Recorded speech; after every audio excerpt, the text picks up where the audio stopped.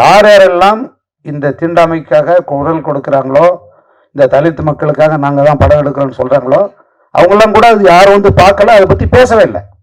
அப்போ இங்கே என்ன மாதிரியான அரசியல் நடந்துகிட்டு இருக்கு?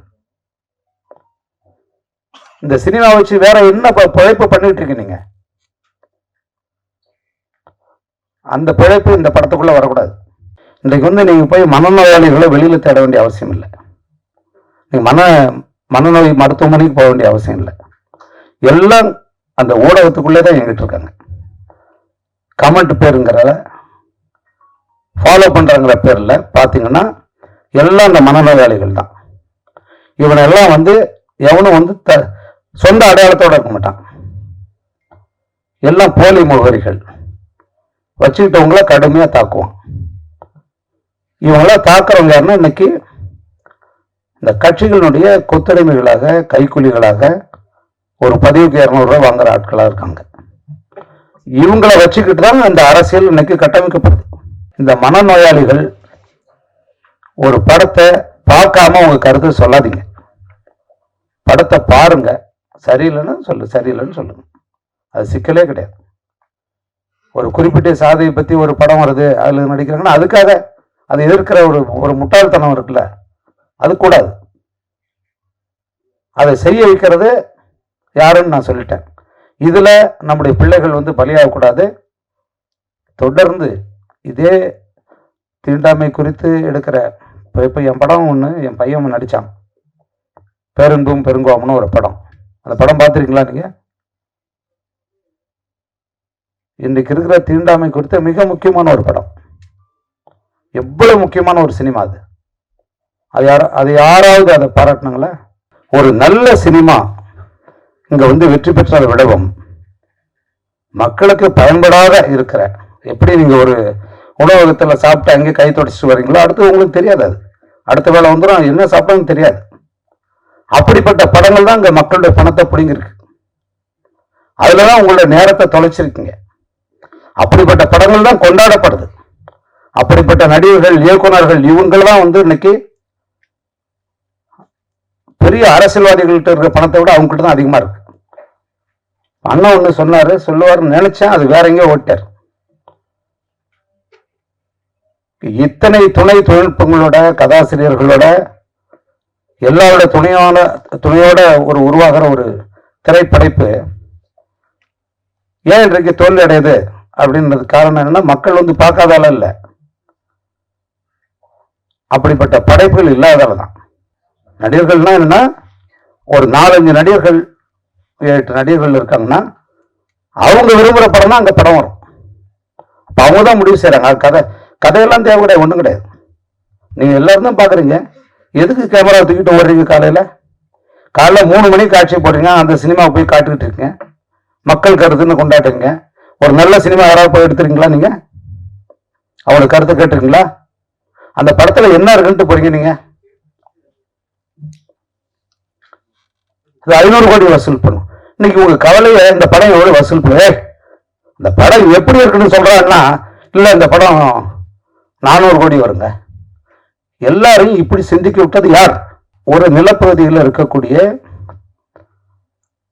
அங்க இருக்கக்கூடிய அந்த மக்கள் குறித்த அரசியலுக்கு தலைவனாக இருக்கக்கூடியவர்களை பத்தி படம் எடுத்தா அது சாதி படம் சொல்லக்கூடாது.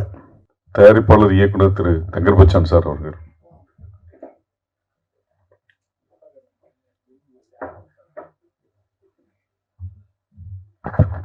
வணக்கங்க எல்லாருக்கும். நிகழ்வு வந்து ரொம்ப நீளமா இருக்கு, ரொம்ப அயற்சியோட இருக்குங்க. அங்க யாரும் தம்பி பேசிட்டே இருக்குங்க, அந்த கேமராவெல்லாம் அதுக்கு பதிவாகும் இல்லை? இங்க பேசுறாங்க, அங்கேயும் பேசுறீங்க, அப்ப அதெல்லாம் அந்த கேமராவில் பதிவாகும் இல்லை? ஆகாது அப்படியா? சரி, உங்களுக்கு நன்றி முதல்ல. ஏன்னா ஊடகத்துறை முன்பு வந்து இந்த நிகழ்வு நிகழ்த்தப்படுது. கௌதமனுக்கு வந்து நீங்களாம் உதவணும். நான் அந்த இடத்துக்கு வந்தது அதுக்காக தான். ஒரு பணம் பண்றதுக்காக தவிர ஏதோ ஒரு சினிமா செய்யணும், நம்ம வந்து புகழ் பெறணும்னு வராங்க. அப்படி திரைத்துறைக்கு வந்தது இல்லை கௌதமன் ஒரு தமிழனா இருக்கிறதால தான் அவன் சினிமாவை தேர்ந்தெடுத்திருக்கான். இங்கே தமிழர்களுக்கு எதிராக நடக்கிற அரசியலாகட்டும், அடக்குமுறையாகட்டும், வன்முறையாகட்டும், மொழிக்கு எதிராக, இந்த மண்ணுக்கு எதிராக எது நடந்தாலும் அதை கேட்குற ஒரு தமிழன். தமிழ்னாலே அமைதியாக எடுத்து பாருங்க. ஏன்னா அப்படிதான் இருக்கு. இங்க ஒடுக்கப்படுறது தமிழர்கள் தான். தமிழ்நாட்டில் அழிக்கப்படுறதும் ஒடுக்கப்படுறதும் தமிழ் மொழி தான். அதே மாதிரி பிடுங்கப்படுறதும் அழிக்கப்படுறதும் தமிழ் நிலங்கள் தான். இதுதான் நீங்க புரிஞ்சுக்கணும். இதுக்கெல்லாம் எதிராக அதை பாதுகாப்பதற்காக அவ்வப்போது தமிழ் மண்ணில் தோன்றிய மனிதர்கள் நிறைய இருக்காங்க. அவங்க தான் இலக்கியமாகவும் எப்போதாவது ஒரு முறை திரைப்படமாகவும் வராங்க. தொடக்க காலங்களில் அதில் எந்த சிக்கலும் இல்லை. எப்போ வேற்றுமொழிக்காரர்கள் பிழைக்க வந்தவர்கள் முதல்ல இந்த தமிழ்நாட்டில் அந்த அதிகாரத்தை பிடிக்கிறதுக்கு அவங்க கையில் எடுக்கிறது எதுன்னா இந்த மொழியை நல்லா கத்துக்கிறது. இங்கே வாழக்கூடிய தமிழர்களை விட நல்லா அந்த மொழியை, இலக்கியத்தை கத்துக்கிறது, அவனுடைய வரலாற்றை கத்துக்கிறது, அதன் மூலமாக இந்த அரசியல் ஆட்கொள்றது. இதுதான் தொடர்ந்து நடந்துட்டு இருக்கு. இதுதான் நடக்கும். இதுல விழுந்தவர்கள் தான் தமிழர்கள், தமிழ் குடிகள். இதுக்கு எதிராக இருக்கக்கூடியவர்களை கடுமையா விமர்சிப்பாங்க. யார் விமர்சிக்கிறான்னு பாத்தீங்கன்னா இந்த தமிழுக்கு எதிரானவர்கள் தான். தமிழர்கள் அல்லாதவர்கள் தமிழுக்குள்ளேயே பகை உண்டு பண்ணுவார்கள்.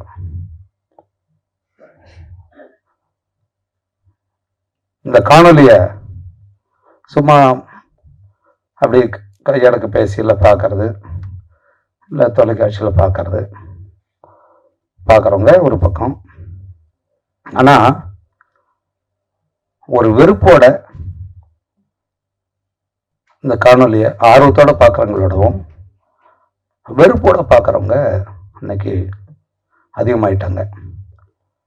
இருக்கிற பசியிலேயே பெரிய பசி ஊடக பசி தான்.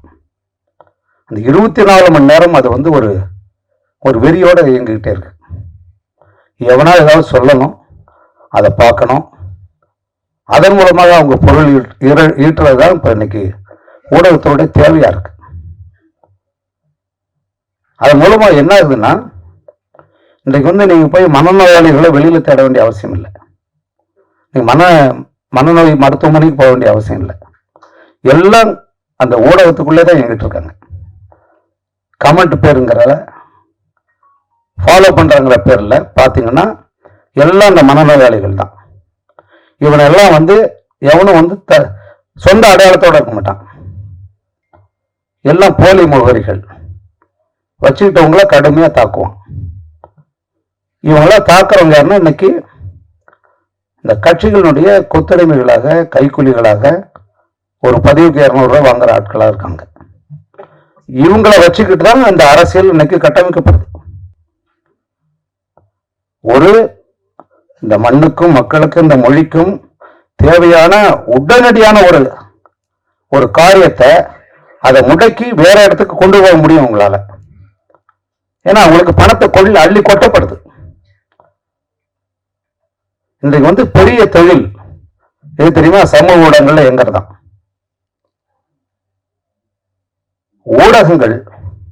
ஊடகங்களா இருந்த வரைக்கும் இந்த சிக்கல் இல்லை. கொஞ்சம் இந்த ஊடகங்கள் ஒரு கட்டத்துல அரசியல்வாதிகளால அப்படி கொஞ்சம் கொஞ்சமா அவங்களுடைய கைக்குள்ள, அவங்களுடைய கட்டுப்பாடுகளுக்குள்ள வர ஆரம்பிச்சது. காசு கொடுக்கறவங்களுக்கு பெரிய அளவுல செய்தி வரும், எதை போடணும் போடக்கூடாது இதெல்லாமே போச்சு. அப்படி அடுத்த கட்டத்துல நல்ல வேலை சமூக ஊடகங்கள் வந்தது.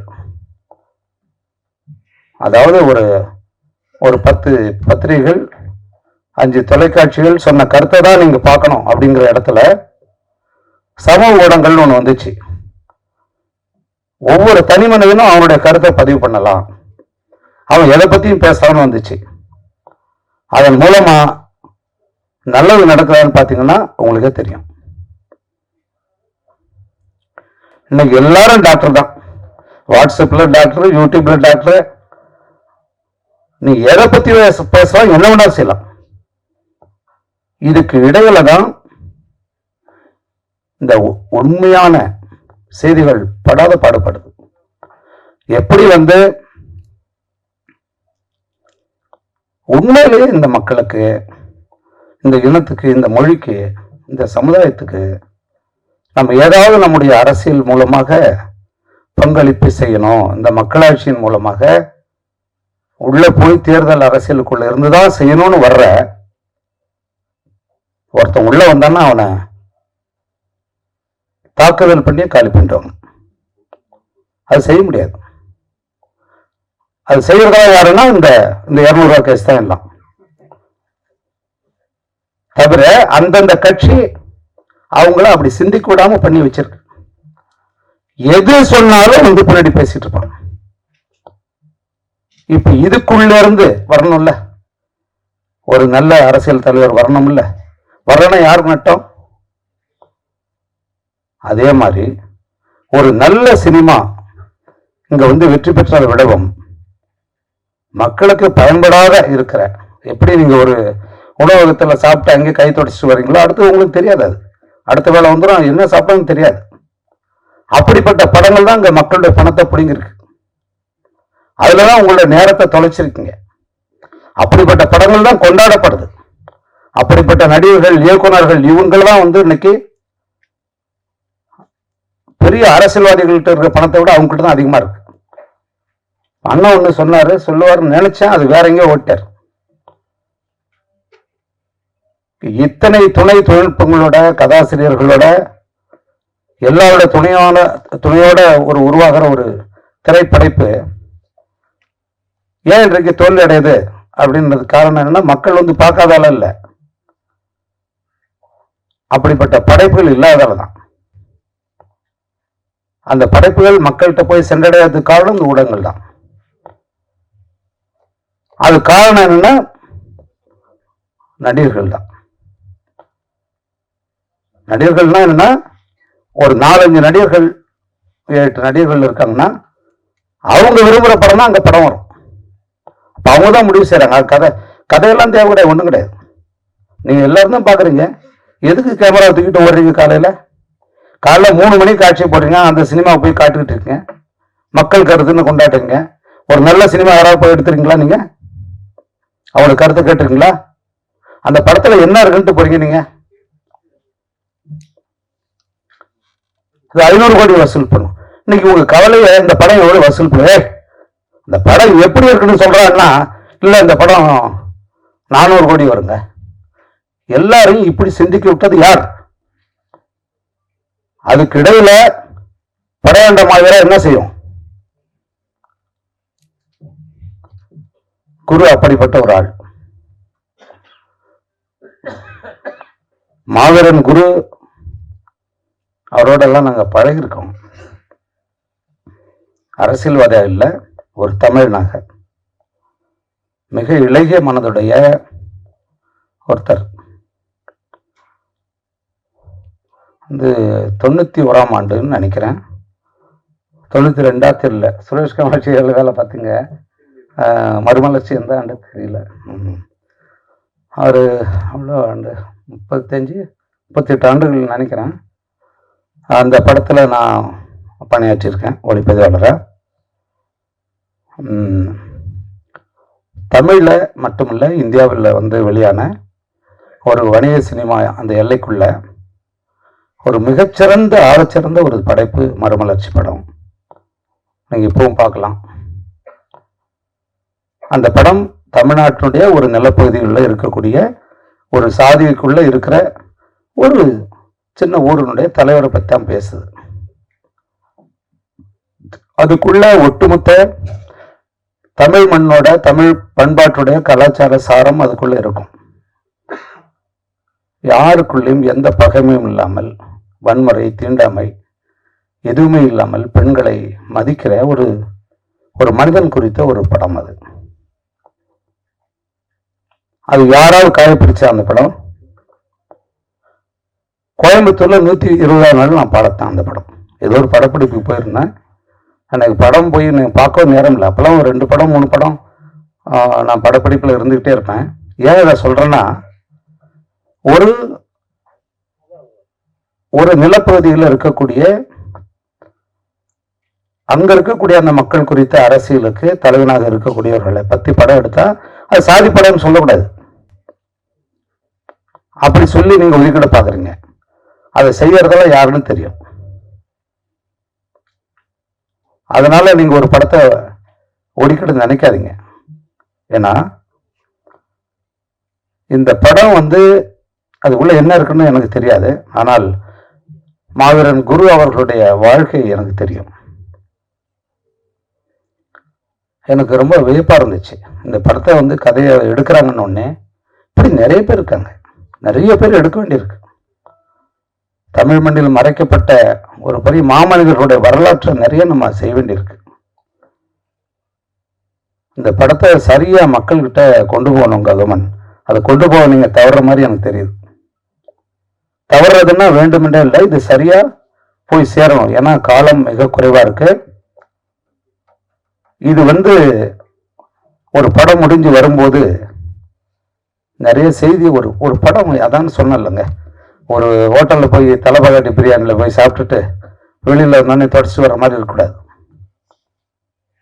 அடுத்த வேலை அது உங்களோட ஏதோ ஒரு செய்தியை கடத்தணும். அடுத்த தலைமுறைக்கு ஒன்று கடத்தணும்.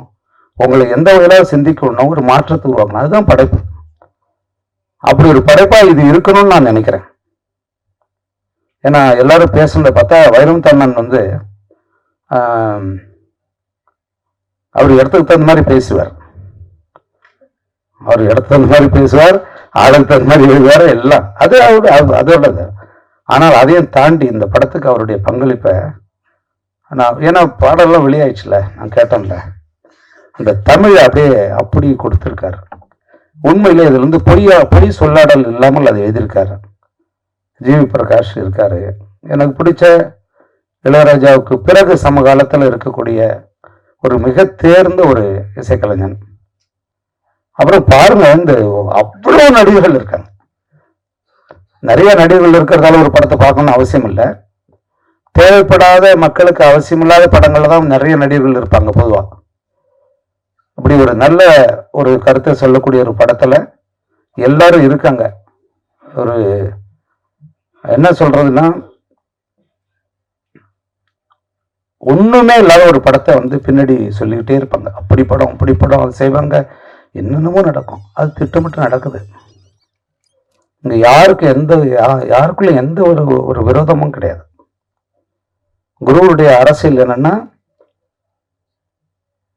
இந்த ஒடுக்கப்பட்ட விளிம்பு நிலை தலித் மக்களுக்கான ஆதரவோடு தான் அவருடைய அரசியல் இருந்துச்சு. ஆனால் அவரை அந்த சாதிக்கு எதிரானவர்களாக கட்டமைச்சது யாருன்னா, இந்த 2 சமுதாயத்தையும் பிரிச்சு ஓட்டு வாங்கி பிழைப்பு நடத்துற அதிகாரத்தை தக்க வச்சிருக்கிற இந்த அரசியல் கூட்டம் தான் இவங்களுக்குள்ளே தொடர்ந்து அந்த ரத்தத்தை குடிச்சு அதிகாரத்தை சுவைச்சுக்கிட்டு இருக்கு. அதெல்லாம் இப்ப வேஷம் கலைஞ்சுக்கிட்டு இருக்கு. கொஞ்சம் கொஞ்சமா அந்த வேஷம் கலைஞ்சுக்கிட்டு இருக்கு. இந்த படம் அந்த வேஷத்தை இன்னும் அதிகமா கலைக்கும்னு நான் நினைக்கிறேன். குறிப்பா சொல்லணும்னா, அவங்க இந்த படத்துல நிறைய பணம் சம்பாதிச்சு நம்ம எடுத்துட்டு போகணும் அப்படிங்கிறதுக்காக இவங்கள நான் இப்பதான் பாக்குறேன் மேடையிலே. அதுக்காக இவங்க வரல. ஒரு நல்ல மனிதரை பற்றிய ஒரு படம் இது மக்களுக்கு போகணுங்கிறதுக்காக எடுத்திருக்காங்க. அது மக்கள்கிட்ட போகணுங்கிறதா என்னுடைய விருப்பம். ஒரு சரியில்லாத ஒரு படம் ஓடக்கூடாதுன்னு சொல்றாள் நான். அது எதுக்கு ஓடணும்? அது தேவையில்லை. அப்புறம் ஒரு ஆள் நடிக்கிறதாலேயே நீ நல்லா பெரிய ஆளா வரணும் அப்படின்னு சொல்றது. அவன் எப்படி நடிக்கிறான்னு பாருங்க முதல்ல, அப்புறம் பெரிய ஆளா வரட்டும்னு சொல்றாள். அப்படிதான் இருக்கணும் யாரானாலும். கௌதமனுக்கு இது ஏன்னா கௌதமன் நீ மறந்துருப்ப கௌதமன், எனக்கு நினைவு இருக்கு. இங்கதான் குமரன் காலனி எங்க இருக்கு? இங்க இருக்கா? இருக்கு. அதில் 4வது தெருவில் பாலு ஆனந்த் அப்படின்னு ஒரு இயக்குனர், அவரோட நான் ஒரு படம், நான் எடுத்து வெளிவராத படம் அது ஒன்று தான். அந்த படம் பாதியிலே நின்றுச்சு, எடுக்கல. ஒரு 4 நாள்ல நின்று போச்சு. அது 92வா 92. அப்பா எவ்வளோ காலம், 33 வருஷம் ஆண்டா, 35 38. அந்த ஆண்டில் நான் பார்க்குறேன் ஒரு பையன், நான் வந்து உழுந்து கதறான், அங்கேயும் நடிச்சு காட்டுறான், பயங்கர 15-16 வயசு தான் இருக்கும். அது அவனுக்கு இருந்து அப்படி இப்படி கதை சிவாஜி மாதிரி நடிக்கிறான், அதை நடிக்கிறான், வாய்ப்புக்கு எதுவும் பண்ணி காட்டுறான். அது ஓரமாக நிற்கிறான். யார்தான் அந்த பையன், என்னடா பார்த்தேன். நடிக்க வாய்ப்பு தேடி வந்த ஒரு கௌதமன். அன்னையிலிருந்து நான் பார்க்குறேன். கௌதமனுடைய இயக்கத்தில் நான் ஃபோட்டோகிராஃபி பண்ணேன். அப்புறம் என்னோட அவர் உதவியாளராக இருந்தார். இன்னும் ஒரு நல்ல நட்பில் தான் நாங்கள் இருக்கோம். ஒரு இன்றைக்கு இருக்கிற அரசியல் தமிழ் போராளிகள்லாம் பார்க்குறீங்க நீங்கள். அதில் வந்து அவங்களுடைய தளத்தில் இருந்துக்கிட்டு அதே ஒரு கருத்தியலோட எது வந்தாலும் அதை தான் செய்வன்றவங்க வேற, காலத்துக்கு தகுந்த மாதிரி தன்னை மாற்றிக்கிறவங்க வேற. கௌதமன் அப்படிலாம் இல்லை. அவன் எடுத்த அந்த தமிழ் தேசிய கொள்கையில் அப்படி நிற்கிற ஒரு ஆள். அவங்க அப்பா வந்து ஒரு கம்யூனிஸ்ட், ஒரு பெரிய ஒரு தொண்டர். அவர் ஒரு பெரிய தோழர். அவங்க அப்பா கௌதமனுடைய இந்த குணத்தெல்லாம் கொடுத்துருக்கிறது அவங்க அப்பா தான். அதுதான் அந்த படத்தை வந்து கொடுத்துருக்கு. ரொம்ப மகிழ்ச்சி உங்களோட. இது வந்து எல்லா கருத்தையும் சொல்ற மேடை இல்லை முதல்ல. இதை ஏன் நான் திரும்ப திரும்ப திரும்ப சொல்றேன்னா, இந்த மனநோயாளிகள் ஒரு படத்தை பார்க்காம உங்க கருத்தை சொல்லாதீங்க. படத்தை பாருங்க, சரியில்லைன்னு சொல்லுங்க. அது சிக்கலே கிடையாது. ஒரு குறிப்பிட்ட சாதியை பத்தி ஒரு படம் வருது, அதுல நடிக்கிறாங்கன்னா அதுக்காக அதை எதிர்க்கிற ஒரு முட்டாள்தனம் இருக்குல்ல, அது கூடாது. அதை செய்ய வைக்கிறது யாருன்னு நான் சொல்லிட்டேன். இதுல நம்முடைய பிள்ளைகள் வந்து பலியாகக்கூடாது. தொடர்ந்து இதே தீண்டாமை குறித்து எடுக்கிற இப்போ என் படம் ஒன்று, என் பையன் நடிச்சான், பேருந்தும் பெருங்கோமம்னு ஒரு படம். அந்த படம் பார்த்துருக்கீங்களா நீங்க? இன்றைக்கு இருக்கிற தீண்டாமை குறித்த மிக முக்கியமான ஒரு படம். எவ்வளவு முக்கியமான ஒரு சினிமா அது. அது யாராவது அதை பாராட்டினாங்களா? அதாவது தீண்டாமைக்குள்ள இருக்கிற தாழ்த்தப்பட்ட குடியிலிருந்து ஒருத்தன் போராடி அதுக்கு எதிராக, உயர் சாதிக்கு எதிராக போராடுற படங்கள் நிறைய வந்தது. அந்த படம் அதுக்கு மேல இருக்கிற உயர்குடியில் இருக்கிற ஒருத்தன் அந்த ஆணவ கொலைக்காக அவன் பாதிக்கப்பட்டு அவன் அந்த மக்களுக்காக வந்து போராடுறான். அப்படி ஒரு படம் வந்துச்சு. ஆனா அது யாருமே பேசல. யார் யாரெல்லாம் இந்த தீண்டாமைக்காக குரல் கொடுக்கிறாங்களோ, இந்த தலித் மக்களுக்காக நாங்க தான் படம் எடுக்கிறோம்னு சொல்றாங்களோ, அவங்கெல்லாம் கூட அது யாரும் வந்து பார்க்கல, அதை பத்தி பேசவே இல்லை. அப்ப இங்க என்ன மாதிரியான அரசியல் நடந்துகிட்டு இருக்கு? இந்த சினிமா வச்சு வேற என்ன பிழைப்பு பண்ணிட்டு இருக்கு நீங்க? அந்த பிழைப்பு இந்த படத்துக்குள்ள வரக்கூடாது. இது ஒரு பொதுவான இந்த தமிழ் மண்ணில் வாழ்ந்து மறைந்த, அறம் சார்ந்து இயங்கிய இந்த மண்ணையும் மக்களையும் இந்த இனத்துக்காக அந்நியர்களுக்காக எதிர்த்து குரல் கொடுத்து மறைந்த ஒரு வீரனுடைய ஒரு கதை. அப்படி நீங்க பார்க்கணுங்கிறத என்னுடைய கோரிக்கை. நன்றி, வணக்கம். அடுத்ததாக இயக்குனர் கௌதமன் உங்கள் கேள்விகளுக்கு பதிலளிப்பார். கௌதம் அப்படி மறந்துட்டேன். என்னன்னா, நான் ஒரு திரைக்கதை எழுதிக்கிட்டு இருக்கேன். அதில் நான் வெளியில் இருந்துட்டேன். இந்த படம் எனக்கு பார்க்க முடியாமல் போயிட்டுது. 2 முக்கியமான நண்பர்கள், முக்கியமானன்னா எனக்கு முக்கியமானவங்க இல்லை, இந்த தமிழ் சமூகத்துக்காகவே தொடர்ந்து இடையறாது பணியாற்றிருக்கிற 2, ஒன்று ஊடகத்துறையில் முக்கியமான ஒருத்தர் அவர், இன்னொருத்தர் ஒரு மருத்துவர். அவங்க 2 பேரும் இந்த படம் பார்த்துட்டு என்ன இரவு கூப்பிட்டாங்க. அவங்க வந்து என்னன்னா ஒரு பிரிவு போட்டோம். இரு கௌதமனை திட்டுக்கிட்டே இருப்பாங்க 2 பேரும். இவன் என்னங்க இவன் ஒரு வேலை, என்னங்க படம் எடுக்கிறான், அது பண்றாங்க, எங்க அவன் சும்மாவே இருக்க மாட்டேங்கிறான், போய் கத்திப்பறா மேம்பாலத்துக்கு பூட்டை போட்டுட்டு இருக்கான், நாங்க என்னங்க அவன் இப்படி ஆளாங்க, என்னங்க அது இப்படி எனக்கு திட்டுவாங்க, ஏன்னா என் கூட தான் இருக்கிறாள் கௌதம. சரிங்க படம் என்னங்க வர சொல்லுங்க அண்ணா. நல்லா எடுத்துட்டாங்க படம், ரொம்ப நல்லா இருக்குங்க அப்படின்னாங்க. அப்படிங்களா அப்படின்னா இல்லை இல்லை நீங்கள் பாருங்கள், ரொம்ப நாங்களாம் அழுதுட்டோம் 2 பேரும்னாங்க. வாழ்க்கையில் அழுதே இருக்க முடியாத அவங்க 2 பேரும் அப்படி சொன்னால் எனக்கு மகிழ்ச்சியாக இருந்தது. நான் அதை சொல்லணும், ஏன்னா இது கௌதமா நீ வந்து அவங்க அப்படி சொல்ல மாட்டாங்க, சொல்ல வச்சிருக்க, எனக்கு அது மகிழ்ச்சி. தம்பி நீ நல்லா வாடா, நீ வாடா வா, ஏன்னா நான் அந்த கடமை தவறிட்டேன். நல்லா வரணும். கௌதமன் கொஞ்சம் கூட ஒரு பகட்டு இல்லாமல் பிள்ளைய அந்த ஒரு தமிழ் உணர்வோட வளர்த்துட்டு இருக்காரு. நீ நல்லா வரணும். நீ வந்து என்ன பெரிய நடிகன் ஆகிட்டு இந்த மக்களை தொந்தரவு பண்ணக்கூடாது, சரியா? சரி.